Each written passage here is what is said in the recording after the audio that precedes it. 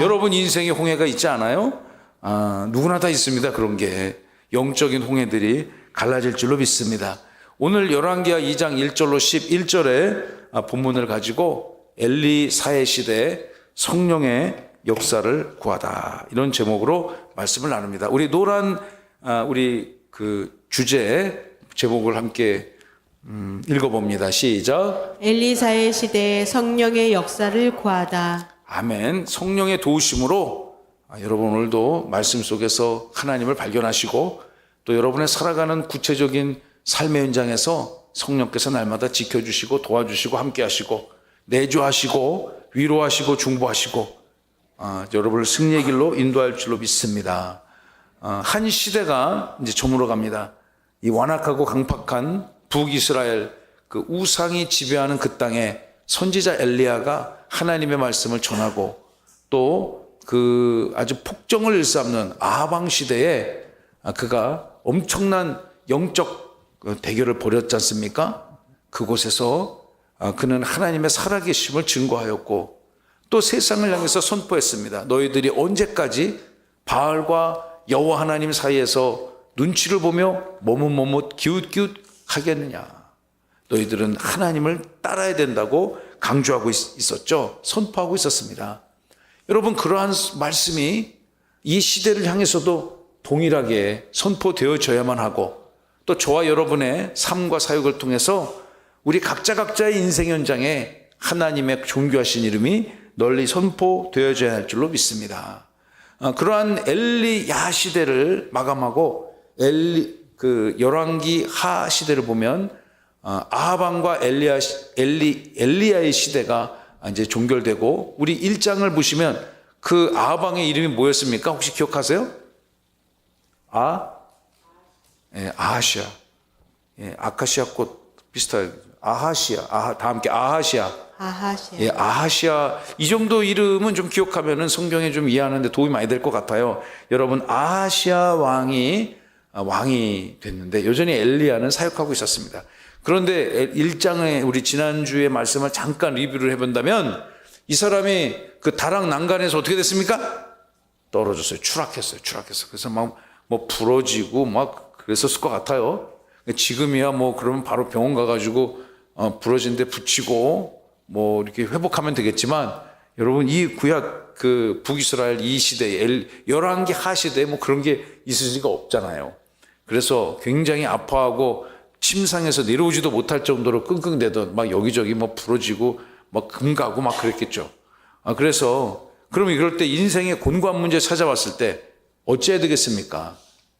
구약 성경 열왕기 하의 가르침은 하나님을 찾으라. 우리 다 함께 하나님을 찾읍시다. 하나님을 찾아야죠. 말씀을 붙들고 기도하면서, 찬양하며 기도하면서 하나님의 뜻이 무엇인가를, 내 인생에 임하시는 하나님의 선하신 계획이 무엇인가를 찾아야 될 터인즉. 그러나 미련한 왕 아하시아는 엉뚱한 이방신 앞에 가서 자신의 생사화복을, 자신의 운명을 점쳐달라고 부탁했습니다. 에그론의 신 바알세붑이라고 하는 듣도 보도 못한, 요즘 말로 뭐라 그럽니까? 그걸 듣보잡이라고 하잖아요. 예. 듣도 보도 못한 있잖아요. 그렇게 어감이 안 좋아서 제가 이 강단에서 하긴 좀 불편합니다. 예, 그런 듣보잡 신하고 어떻게 하나님이 비교가 되겠어요? 정말 비교가 불가능한 그런, 이게 그 질병을 옮기는 파리의 신이라고 제가 말씀을 드렸잖아요.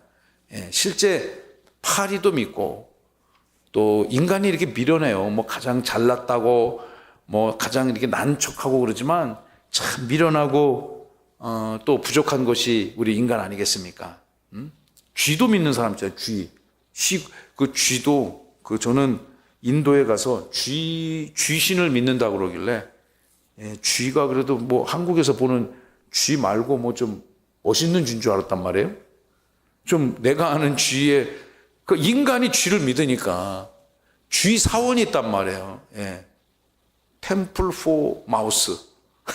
쥐를 위한 사원이 있단 말이에요. 그래서 정말 쥐가 멋있게 생기거나, 쥐가 고양이도 때려잡거나 그런 쥐를 믿는 줄 알았는데 진짜 우리가 아는 쥐보다 훨씬 더 작은 쥐. 예, 그렇게 이게 탁탁 이렇게 그 어떤 신호를 주잖아요. 그럼 사방에서 쥐들이 막 그냥 스물스물 기어 나와가지고 큰 그 뭐랄까 아주 넓은 그 뭐 대야라기보다는 거기에 우유를 잔뜩 갖다 붓잖아요. 그 나라 사람들 저 우유 먹기도 쉽지 않을 것 같은데 그 우유를 막 부면 쥐들이 줄을 쫙 맞춰가지고 아주 질서정연하게 그걸 먹습니다. 그 신이에요, 신. 예, 쥐를 경배하는 신. 지금 이 시대에도 여전히 그런 미련함이 있는 겁니다. 점치러 다니는 인생 매한가지죠. 쥐 믿는 사람하고 점치는 사람하고 뭐가 다르겠습니까? 예, 제가 어저께인가 어떤 분을 만나러 좀 어딜 다녀왔는데 그 만나기로 한 곳에 이렇게 교회를 찾아가는데 그 뒷골 제가 길을 잘못 들어가가지고요. 길을 잘못 들어갔고 어떻게 골목을 통해서 막 나오는데 그 골목 안에 차 한 대 빠져가기도 어려운 그 골목 통로에 그냥 거의 한 집 건너 하나씩 점집이 있더라고요. 예, 한 집 건너 하나씩. 그런데 제가 찾아가는 그 교회는 대로변의 큰 교회였어요. 그러니까 제가 그 목사님하고 상의를 하면서 목사님 저 뒤쪽에 보니까 점집들 다 많은데 저 장사가 비즈니스가 됩니까? 옛날에는 그 다 대로변에 있었는데 장사가 안 돼갖고 다 이제 뒤쪽으로 들어갔다고 그러시더라고요. 그런데 아직도 정말 2025년 정말 세계 10대 혁신대국에서 살아가는 이 현대 한국인들도 그러한 곳에 마음을 뺏기고 물질을 뺏기고 또 관심과 또 인생을 뺏기는 그런 미련함이 있잖아요. 왕이라는 작자가 말이죠. 예, 그리고 하나님의 부름을 받은 그 거룩한 민족의 후손들이 이렇게 아프고 떨어져 다쳤는데 내가 언제까지 어떻게 살고 회복될 것인가를 바알세불에게 가서 물어보라 하지 않습니까? 그때 물어보러 가는 중에 그 사자들이 그 사절단이 만난 사람이 바로 선지자 엘리야입니다. 그 엘리야가 막 그냥 그 아주 독한 말을 세상에 품어대니까 이 왕이 그 사람을 이제 체포해 오라고 하니까 50부장이 2명 가갖고 다 그 현장에서 뭐가 됐습니까? 화형당했습니다. 그런데 세 번째 사람을 통해서 하나님 그 미련한 왕에게 하나님의 뜻이 바르게 계시되어지지 않습니까? 1장을 다 읽어보면 결국 그 왕은 죽게 되었습니다. 그리고 오늘 2장의 말씀이 시작되는 것입니다. 2장에는 그 유명한 본문 중에 하나죠. 엘리야가 그 불병거를 타고 하늘로 올라가는 그런 아주 정말 성경 역사, 구약 성경 역사의 대표적인 기적 사건의 한 부분입니다. 근데 그 어떤 불병거를 타고 하늘로 승천한 엘리야의 초점을 맞추다기보다는 엘리야와 함께 동역했던 그 엘리사가 그 엘리야의 사역의 바톤을 이어받아서 그에게 간절하게 필요했던 것, 성령을 구하는 그 말씀을 중심으로 함께 나눠보기를 원합니다. 여러분, 우리 오늘 1절의 말씀 통해서 하나님의 뜻대로 엘리야는 하늘로 올라가야 된다. 우리 첫째 한번 여러분 대절 읽어보세요. 첫째, 하나님의 뜻대로 엘리야는 하늘로 올라가야 한다. 우리 지난주에 말씀 제목이 기억이 안 나시겠지만 하나님의 뜻, 세상의 뜻이었습니다. 하나님의 뜻, 다 함께 하나님의 뜻. 하나님의 뜻. 하나님의 뜻을 따라 사랑하는 성도 여러분, 이 밤에 예배하러 나왔을 줄로 믿습니다. 하나님의 뜻대로 또한 엘리야는 모든 사역의 시대를 마치고 하늘로 올라가야 되는 것입니다. 1절 다 함께 읽어볼까요? 시작. 여호와께서 회오리 바람으로 엘리야를 하늘로 올리고자 하실 때에 엘리야가 엘리사와 더불어 길갈에서 나가더니 하나님의 뜻대로. 요 1절의 말씀을 보시면 중요한 2가지 메시지가 담겨져 있습니다. 첫째는 엘리야를 하늘로 올리고자 원하시는 존재는 여호와 하나님이십니다. 하나님께서 어떤 방법으로 엘리야를 올리시는가? 회오리 바람을 통해서 엘리야를 하늘로 올리고자 하셨고, 그리고 두 번째 메시지는 그 엘리야가 제자인 엘리사와 더불어 함께 있었다는 거죠. 그들이 길갈에서 나아가는 그때에 엘리야의 사역은 정말 불꽃 같은 사역이었습니다. 정말 대단했지 않았습니까? 갈멜산에서 말이죠, 영적인 대전투를 벌였습니다. 그곳에서 그 이방 악한 사제들 수백 명과의 영적 전쟁을 압도적인 하나님의 권세와 능력과 위엄으로 승리하지 않았습니까? 그러나 그도 이제 사역을 다 마치고 하나님의 뜻에 따라 올리움을 받아야 하는 그때에 엘리야는 그의 제자 엘리사와 더불어 함께 있었다라는 말씀을 우리에게 전해줍니다. 자, 우리 2절 말씀 읽어봅니다. 그런데 하나님은 엘리야를 떠나보내 이제 불러 올리려고 하는 뜻을 갖고 계셨는데, 그의 제자인 엘리사는 하나님의 뜻에 반하여 엘리야와 또 함께, 엘리야가 그를 떠나는 것을 원치를 않았습니다. 엘리사는 엘리야가 떠나고자 하는 것을 원하지 않았습니다. 2절을 읽어봅니다. 2절 시작. 엘리야가 엘리사에게 이르되 청하건대 너는 여기 머물라.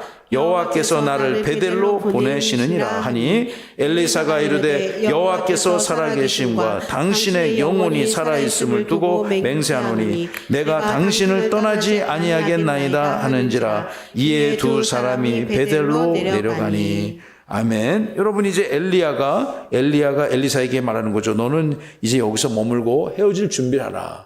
나는 여호와께서 나를 베델로 보내시고 그곳에서 내가 하나님에게로 돌아가야 될 것을 말하고 있습니다. 창세기 5장 24절 말씀을 보시면 읽어볼까요? 시작.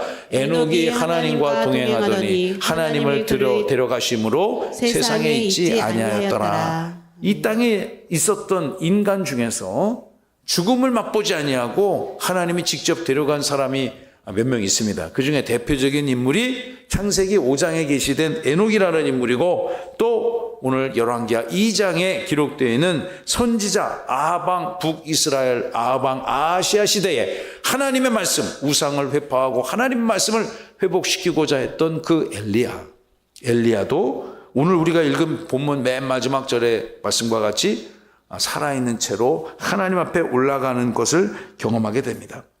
여러분, 이제 그런데 엘리사는 그 하나님의 뜻을 다 헤아리지 못하고 이렇게 얘기하죠. 2절을 보시면 내가 하나님의 살아계심과 또 자기의 생명을 걸고 맹세한다 하면서 내가 당신을 떠나지 아니하겠습니다. 그가 엘리야의 사역이 다 끝나는 것을 붙들고 있습니다. 가려고 하는데 바지 가랑이 붙들고 있는 형국이죠. 예. 여러분, 자신이 엘리야를 떠나면 이 히브리어 원어 성경의 사전의 그 의미들을 찾아보면 마치 자신이 엘리야를 떠나게 되면 안 좋은 일이 생길 것 같은 그런 마음을 그는 가지고 있었던 것 같아요. 그런데 이제 엘리사가 아직 하나님을 먼저 의지해야 되는데 누굴 의지합니까? 사람을 의지하는 거죠. 사람도 의지할 때는 도움이 많이 됩니다. 좋은 사람, 신뢰관계가 있고 서로 협력하고 축복하고 위로하는 관계에 있어서는 참 도움이 많이 되죠. 그러나 여러분, 사람이 하나님 아닙니다. 사람이 절대 하나님이 될 수 없고, 사람이 우리의 신앙과 또 절대적인 주권자가 될 수 없습니다. 물론 그 사람과 더불어 함께 동역하며 삶을 나눠야 되겠지만, 여러분, 하나님이 저와 여러분의 주인임을 믿으시기 바랍니다. 이제 우리 3절로부터 6절의 말씀을 쭉 읽어보면 긴 본문이 나오는데요, 엘리사와 엘리야의 여정이 펼쳐집니다. 3절 그렇죠. 그들이 처음에 길갈이라는 지역에서 시작을 했고, 그 이후에 쭉 말씀을 3절 읽어보면 베델이라는 지역이 나오죠. 베델 그리고 여리고 요단에 이르기까지 너는 여기 있어라. 하나님이 나를 베델로 부르신다. 가시면 안 됩니다. 제가 선생님과 같이 있겠습니다. 너는 여기 있어라. 나는 여리고로 하나님이 나를 부르신다. 나는 선생님과 떨어지지 않겠습니다. 가지 마세요. 너는 여기 있어라. 하나님이 나를 요단으로 부르신다. 안 됩니다, 선생님. 이런 대화가 반복적으로 지속됩니다. 그러니까 두 스승과 제자가 길갈로부터 베델, 여리고, 요단 지역을 거쳐서 계속 이스라엘 땅을 전전하고 있는 모습이 나오죠. 엘리야는 엘리사에게 더 이상 나 따라오지 말고 이제 너의 갈 길을 가라. 떠나라 나무라고 합니다. 엘리사는 그러나 절대 엘리야를 떠나지 않겠다고 선언하며 찰싹 달라붙어 있습니다. 그 와중에 선지자의 무리가, 오늘 본문에 보시면 선지자의 무리가 나오는데요. 엘리사에게 와서 당신의 선생님이 곧 하늘에 올라가려고 하는데 너 왜 이렇게 질척대냐, 이런 책망어린 말씀도 나옵니다. 사랑하는 성도 여러분, 엘리야 이 본문들을 통해서 무엇을 말하는가? 엘리야라고 하는 위대한 선지자 시대가 이제는 엘리사라는 또 다른 선지자의 사역의 시대로 전환되어 감을 증언하고 있는 것입니다. 한 시대가 영원할 수 없잖아요. 한 시대가 바뀌고 또 새로운 시대가 도래합니다. 모세가 그 절대적인 지도자 아니었습니까? 그 모세도 여러분 하나님이 부르면 가야 되는 거예요. 그 하나님의 소환 앞에서 또 그의 리더십을 전수받은 여호수아가 사역을 계승했듯이 엘리야와 엘리사는 떠나려고 하지 않지만, 헤어지는 것을 원치 않지만 하나님께서 그들의 관계를 이제 정리시키고 떠나게 하는 거죠. 그런데 이제 우리가 함께 깊이 묵상해야 될 말씀은 7절로부터 11절에 있는 말씀입니다.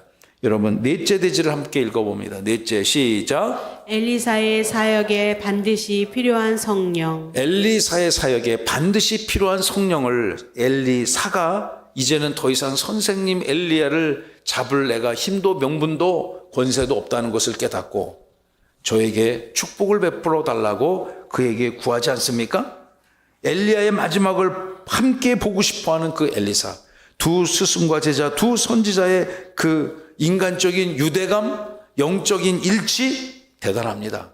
장난 아닙니다. 이들의 삶의 한 절 한 절 읽어보면요, 우리 같이 말씀을 읽어보기를 원합니다. 9절 시작. 건너매 엘리야가 엘리사에게 이르되 나를 내게서 데려감을 당하기 전에 내가 내게 어떻게 할지를 구하라. 엘리사가 이르되 당신의 성령이 하시는 역사가 갑절이라 내게 있게 하소서 하는지라. 아멘. 이제 엘리사도 더 이상 막을 방법이 없어요. 그리고 엘리야가 정말 하나님의 그 결정적인 소환의 때가 임박했다는 것을 깨닫고 이제 헤어질 시간인데 정말로 네가 구하는 게 뭐냐? 여호와께서 나를 내게서 데려가시기 전에 내가 너에게 어떻게 축복할지를 구하라. 엘리사가 이렇게 얘기합니다. 그러니까 고민이 많았겠죠? 가장 갖고 싶은 걸 구해야 될 거 아니에요. 이 순간에 그 선생님의 권위로, 그 선생님 스승에게 함께했던 하나님의 능력을 받기를 그는 소망했던 것 같아요. 우리 노란 글씨 읽어볼까요? 시작. 당신의 성령이 하시는 역사가 갑절이나 내게 있게 하소서 하는지라. 아멘. 여러분, 엘리사는 새로운 사역의 시대를 준비하면서 성령이 그와 함께 하기를 원했습니다. 성령이 함께 하기를 원했습니다. 성령께서 여러분의 심령 가운데 내주하시고, 여러분 가정의 주인이시고, 여러분 인생의 갈 길에 등불이 됨을 믿으시고 구하시는 은혜가 있기를 바랍니다. 여러분, 기도하시면 성령의 은혜를 구해야죠. 저는 가끔 그런 생각을 해요. 저도 여러분이 어떻게 세상에서 사시는지 대충 압니다. 자세히는 몰라도 대충 압니다. 왜냐하면 저도 비슷한 삶을 오랫동안 경험해봤기 때문이죠. 세상 살면서 억울하고 답답한 일도 있지 않아요? 세상 살면서 속상한 일도 있고 기쁜 일도 있고, 뒤통수 맞은 일도 있고 사기당한 일도 있고 별의별 일도 다 있죠. 또 열심히 일해가지고 각자의 삶의 성취감을 느껴본 적도 있으실 것입니다. 그런데 제가 지금 목회를 하다 보니까 그런 생각을 해요. 내가 그때 사회생활할 때 지금 내가 기도하는 거에 한 10분의 1만 기도했어도 훨씬 더 그 사회생활이 내가 계획했던 것보다 훨씬 더 하나님이 지켜주시는 그 삶의 현장이 되었을 것 같다. 저는 물론 기도를 하며 살긴 했지만은 목회하는 거 이상으로 할 수는 없었겠죠. 지금 목회를 해보니까 모든 것을 다 하나님 앞에 기도해야 됩니다. 모든 것을 다. 심지어 어떤 성도와 기도를 할 때도, 또는 문자를 주고받을 때도, 저는 우리 매일 아침 이곳에서 함께 교회를 섬기는 우리 목사님들과 전도사님들 함께 찬송하고 또 우리끼리 예배하고 기도하고 하루 일과를 시작하는데요. 제가 자주 얘기합니다. 전도사님들, 우리 성도님들하고 전화를 할 때도, 전화 한 통 할 때도 기도하고 하시고, 그러니 문자 한 통 보낼 때도 기도하고 하는데 말씀을 준비하고 목회를 계획하고 또 성도들과 같은 사역을 감당하고 할 때 기도 안 하고 어떻게 할 수가 있겠습니까? 그 기도의 힘을 비른다는 것은 성령 하나님의 도우심을 구하는 것이죠. 사랑하고 친애하는 이 밤에 하나님을 만나 예배하는 여러분 날마다 하나님의 은혜를 구하시기 바랍니다. 이제 엘리사가 엘리야와 헤어지는 그 가장 결정적 크리티컬한 순간에 그가 구하는 것은 무엇이냐? 당신의 하나님이 역사하는 것 갑절이나 내게 있게 하여 주옵소서. 갑절이나 최소한 2배 이상이죠. 창세기 26장 말처럼 이삭이 마침내 거부가 되어 100배의 수확을 얻었던 것처럼 100곱절, 여러분의 삶에도 2배, 3배, 4배, 5배, 6배 수많은 인생의 갑절의 역사가 나타날 줄로 믿습니다. 말씀 그대로 그냥 의심하지 마시고 이 말씀이 내 삶에도 현실이 되게 하소서. 할렐루야. 여러분의 경영하고 소망하는 모든 것 다 당신의 성령이 하시는 역사가 갑절이나 내게 있게 하여 주옵소서. 여러분 여기서 말하는 성령은 히브리 원어 성경을 찾아보고 루아흐 따라해볼까요? 루아흐. 발음이 좀 어렵죠. 특히 이제 이게 한국어나 보통 언어에 없는 바람이에요. 저기 그 기관지에서 뜨거운 바람이 저 뒤쪽 경구계를 확 훑고 지나면서 나오는 뜨거운 바람 소리. 이런 발음이 남아있는 게 독일어에 비슷한 발음이 남아있긴 한데 훨씬 더 센 발음이에요. 뭐 입에서 뭐 나가면 안 되겠죠. 루아크. 성령이란 뜻입니다. 성령. 하나님의 호흡. 하나님의 영이란 뜻입니다. 하나님의 영과 호흡하는 그런 성도들 다 되시기를 바랍니다. 당신의 성령이 하시는 역사가 내 갑절이나 있게 하소서. 그러니까 이 엘리사는 엘리야의 사역을 지켜보면서 말이죠. 엘리야의 사역을 지켜보면서 하나님이 그와 함께 하시면 아합이나 아하시아 같은 세상의 절대 권력 앞에서도 그가 절대로 낭망하지 아니하고 승리한다는 것을 보고 배웠을 것입니다. 하나님이 성령만 함께 하신다면, 하나님만 함께 하신다면 수백여 명의 그 악한 이방 사제들과 싸운다 할지라도 이길 수 있다는 것을 그는 배웠을 것입니다. 몸소 체험했을 것입니다. 그러니 이제 그 결정적으로 자기의 선지자 엘리야가 그의 제자를 위해 축복하며 구하는 마지막 그 결정적인 순간에 당신에게 함께 하셨던 그 하나님이 내게도 함께하여 주옵소서. 할렐루야. 이런 기도를 하고 있는 거죠. 여러분이 사회생활을 하고 직장, 여러분의 또 그 새로운 삶의 환경, 뭐 직장 보스, 동료들하고 삶의 관계에 있어서도 하나님이 지혜를 주셔서 여러분 사업장을 경영할 때도 하나님이 함께 하셔서 형통하여 은혜를 얻으시는 저와 여러분 다 되시기를 바랍니다. 전부 목회 말할 것도 없죠. 뭐 성령이 안 도우시면 어찌 그것이 이루어지겠어요. 어찌 교회가 하나님의 은혜 가운데 구할 수 있겠습니까? 날마다 성령의 도우심을 구해야 되고, 주님 저는 미련하고 부족하고 그래서 성령의 지혜도 주시고 성령의 권세도 주시고 성령의 도우심도 주시고 맨날 이렇게 기도해요. 주님 나를 긍휼히 불쌍히 여기시고 우리 사랑하는 세종명성교회 성도들의 삶의 현장을 불꽃 같은 눈으로 지켜주시고 곽혜연 집사도 지켜주시고 김남수 집사도 지켜주시고 우리 전석주 안수 집사님도 지켜주시고 할렐루야. 하나님이 날마다 함께 하심을 여러분 사모하시기를 바랍니다. 그런데 그럼 내가 죽게 이렇게 얘기해야 되는데 선생님의 반응이 특이합니다. 10절 시작. 이르되 내가 어려운 일을 구하는도다. 그러나 나를 내게서 데려가시는 것을 내가 보면 그 일이 내게 이루어지려니와 그렇지 아니하면 이루어지지 아니하리라 하고. 여러분 이 엘리사가 선생님에게 당신에게 임했던 그 성령의 역사를 나에게 몇 곱절 더 강력하게 임하게 하여 주옵소서. 이런 걸 얘기했는데 그래 내가 줄게 앉아봐 탁 안수하면서 준 게 아니라 어허 참 내가 어려운 일을 구하는 거다. 어려운 일을 왜 그랬을까요? 왜 엘리야가 이런 말을 했을까요? 다음 주에 생각해 볼까요? 신구 선생님 마냥 여러분 엘리야가 줄 수 없기 때문에 그러지 않았을까 싶어요. 성령은 엘리야가 주는 게 아니잖아요. 그죠? 엘리야가 엘리사에게 하나님의 그 성령이 임해 달라고 기도는 할 수 있겠지만 그에게 성령을 부어주시는 것은 성령께서 하시는 거죠. 그에게 성령을 충만케 하는 것은 성령의 역사를 몇 곱절, 2배, 3배, 4배, 10배, 100배 이상 주게 하는 것은 그것은 하나님의 영역인 것입니다. 할렐루야. 예. 교회, 저는 뭐 소망이 뭐겠습니까? 저 딴 거 없습니다. 교회가 잘 되는 것입니다.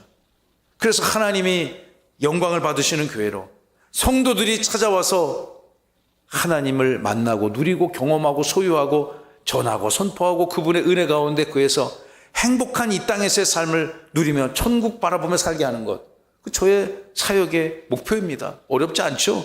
뭐 대단히 신학적인 것도 아니고 아주 심플합니다. 저는. 예. 그러려면 여러분은 어떻게 되겠어요? 날마다 아까 말씀드린 것처럼 성령의 도우심을 구해야 되지 않겠습니까? 성령이 함께 하시지 않는데 저의 그 소망이 어찌 이루어질 수 있겠습니까? 부족하고 미련한 종이지만 주님 저를 긍휼히 여기셔서 주께서 이 교회를 맡겨주셨으니 제 할 수 있는 잘 못하지만 최선의 것을 다해서 사역을 감당케 해 주옵소서. 그리고 성령께서 이 교회를 지켜주옵소서. 이것이 저의 기도 제목인데 함께 기도하는 여러분들에게 또한 하나님의 성령의 도우심이 임할 줄로 믿습니다. 여러분, 성령의 구함은 하나님께 구하는 거죠. 물론 그 스승 엘리야가 구하고 하는 것을 선포할 수는 있겠지만 결국 엘리 사역의 동력이 되고 원천이 되고 힘이 되는 성령은 하나님의 것이며 하나님의 주권으로 임하는 것입니다. 사람이 줄 수 없기 때문에 엘리야도 성령께서 하나님이 주시는 것을 받아야만 했기 때문에 내가 구하는 것이 참 어려운 거를 구하는구나 이렇게 얘기하지 않았을까 저는 생각이 듭니다. 그리고 이 대화를 마친 다음에 그리고 내가 끝까지 이 땅에서의 사역을 마치는 순간까지 너가 그것을 지켜봤다면 내가 구하는 것을 하나님이 주실 것이다. 11절 시작. 두 사람이 길을 가며 말하더니 불시레와 불말들이 두 사람을 갈라놓고 엘리야가 회오리 바람으로 하늘로 올라가더라. 이렇게 해서 그 유명한 엘리야 승천 사건이 우리 눈앞에 이 말씀으로 계시가 되어졌습니다. 그리고 이 두 스승과 제자가 각자의 이런 대화들을 성령을 구하며 너에게 성령을 하나님이 임할 것이다 이런 축복을 하니까 여러분 결정적인 순간에 그들이 이제 헤어질 시간이 된 거죠. 그리고 이 불술의 불말들을 두 사람이 갈라놓고 엘리야는 회오리 바람과 함께 하늘로 올라갔다. 물론 이것이 열왕기 하 북왕국 이스라엘 시대에 일어난 그 사건이라고 믿습니다. 이 말씀이 이렇게 기록되어졌으니 뭐 그게 말이 돼? 뭐 이게 어떻게 이런 일이 있을 수 있어? 물론 우리 이성으로 설명할 수 없고요. 지금 현대 그 어떤 인간도 이런 상황을 재현할 방법은 없습니다. 능력은 없죠. 그러나 살아계신 하나님의 말씀 이렇게 기록되었으니 반드시 이 현상이 역사적 사실이었음을 저는 믿습니다. 하나님의 말씀이 여러분 가운데 임해서 영적으로 그것을 깨닫게 하시고 영적으로 여러분에게 힘과 지혜와 능력과 권세를 줄 때 하나님이 반드시 오늘도 도우시고 지켜주시고 내일도 여러분 살아가는 모든 삶의 환경에 하나님이 함께 할 줄로 믿습니다. 말씀을 마무리해 볼까요? 엘리야의 사역의 시작, 또 사역의 종료, 또 엘리사의 모든 사역의 시작은 하나님의 주권 아래에 있는 것입니다. 하나님의 주권 때문에 하나님의 주권적 통치와 다스리심 속에서 저와 여러분이 구원받고 이 밤에 또한 하나님을 예배하며 기도하는 주의 백성임을 저는 믿습니다. 우리 교회도 하나님의 주권 가운데 있는 것입니다. 여러분의 삶 살아가는 모든 여정 가문 위에 하나님의 통치가 임하실 줄로 믿습니다. 또한 두 번째, 이 북이스라엘 그 완악하고 강박했던 우상 숭배가 관영하던 그 땅에 하나님은 엘리야를 이용해 사용하셨고 엘리야의 사역이 다 맞춰진 그 위에 또 성령께서 엘리사를 지켜주셔서 계속 당신의 선한 하나님 나라의 역사는 이루어가게 될 것입니다. 엘리야가 끝났다고 해서 모든 것이 끝이 아니죠. 엘리야의 사역이 끝나고 엘리사로 인해 하나님의 역사가 이루어가듯 여러분의 가정을 통해서도 대대손손 주님이 역사하여 줄 줄로 믿습니다. 또한 세 번째 읽어볼까요? 시작. 사역은 하나님의 영 성령으로 하는 것이다. 여러분 우리 교회에서 섬기고 예배, 찬송, 경배 또 청소하시고 모든 이 영역들이 찬양을 하시고 주일학교 아이들을 가르치시고 여선교회를 섬기시고 또 성장위원회를 섬기시고 이러한 모든 하나님의 일은 다 하나님의 영 성령으로 하는 것입니다. 자기 의지, 자기 계획, 자기 능력으로 하다 보면 하나님보다 자꾸 자기만 드러나가지고 갈등이 생기고 불화가 생길 수 있는 것입니다. 그러나 성령께서 주시는 힘과 지혜와 능력을 공급받아서 사랑하는 성도 여러분, 오늘도 승리하시기 바랍니다. 진정한 승리를 하시기 바랍니다. 엘리야가 이루었던 압도적인 승리를 성령의 힘으로 이루어 가시길 바랍니다. 우리 교회가 그런 은혜가 있을 줄로 믿습니다. 지난 한 주간에도 참 바쁘고 분주하고 때로는 머리가 막 지끈지끈 아프고 정말 탈모를 촉진시키는 그런 일이 왜 없었겠습니까? 골고 두루두루 많았지만 가장 저를 지난 주간에 행복했던 것은 뭐냐면요, 지난 주간에 내 가정이나 우리 내 명도 아니고 내 가정이나 우리 한 교우가 되어졌습니다. 어떤 분들인지 우리 강근한 집사님 딱 사진 찍어주셨으니까 다 아시는데 내 가정이 우리 교회 왔습니다. 제가 그분들하고 새가족 양육반을 하면서 이런저런 교제를 했습니다. 새가족 양육반하고 또 우리 여선교회가 얼마나 국수가 맛있어요. 국수 맛있죠 여러분. 예, 국수를 쫙 끄시는 것도 저는 성령의 역사라고 봅니다. 우리 여선교회 회원들한테 국수를 맛있게 끓여가지고 세종명성교회는 국수가 참 맛있다고 소문이 나서 국수 먹으러라도 교회 오는 사람 있게 해주세요. 제가 이렇게 기도했고 실제적으로 그렇게 기도했고 우리 여선교회 회원들한테 그렇게 부탁을 드렸는데 우리 총여선교 회장님을 비롯하여 여선교 회장님들이 정말 그 국수를 맛있게 삶기 위해서 최선을 다 하시는 거예요. 열심히 연구하시더라고요. 그래서 제가 그 세 가족들과 거듭났고 커피나 음료수를 마시면서 좀 1시간가량 교제를 했는데 너무너무 훌륭하신 가정들이고 또 그런 가정들이 뭐 제가 누군지도 모르고 와달라고 부탁을 할 수도 없고 올지 안 올지도 모르고 근데 그런 분들이 우리 교회 와서 2주, 3주 예배드리고 마음의 문이 열려서 야 정말 이 교회 성령이 함께 하시는구나 할렐루야 아멘 하신 분들 무병장수의 복을 누리시죠 믿습니다. 그런데 그런 분들이 자기 삶을 오픈하고 교제하면서 하나님의 은혜를 누린다고 하니까 일주일 내내 힘들고 어렵고 어떨 때는 막 짜증나는 일이 있다 하더라도 그것만 생각하면 그냥 갑자기 행복해지고 소망이 넘치더라고요. 주님. 그래서 제가 지난주 내가 만나는 목사님들마다 자랑했어요. 이런 분들이 이렇게 한꺼번에 그냥 4가정이나 왔다고 그러니까 무지하게 부러워하더라고 다른 목사님들이. 그래서 우리 교회를 통해서 역사하시는 성령의 역사를 여러분 마음껏 누리시고 여러분의 성령으로 받아들이시길 바랍니다. 이 시간 또 우리 같이 은혜 가운데 기도할 때 여러분 구하고 바라고 소망하는 것 구하세요. 육신이 곤고하다면 성령께서 치유해달라고 구하세요. 살아가는 삶의 연장이 곤고하다. 직장생활이 어려울 수 있잖아요. 그리고 관계가 깨어질 수 있잖아요. 부모 자식 간의 관계도 부부 간의 관계도 파괴되어질 수 있습니다. 그러나 하나님이 연약한 것 부족한 것 다 회복시켜달라고 기도하시는 은혜가 있기를 간절히 바랍니다. 하나님이 함께 하시면 여러분의 기도 반드시 응답하여 줄 줄로 믿습니다.